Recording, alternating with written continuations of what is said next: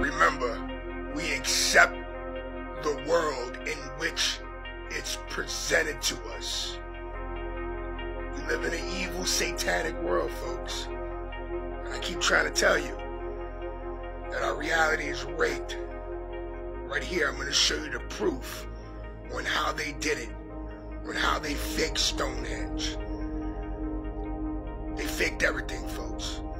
We don't live on a spinning ball hurling through space at ridiculous speeds, traveling around the sun. They faked everything. Everything is staged.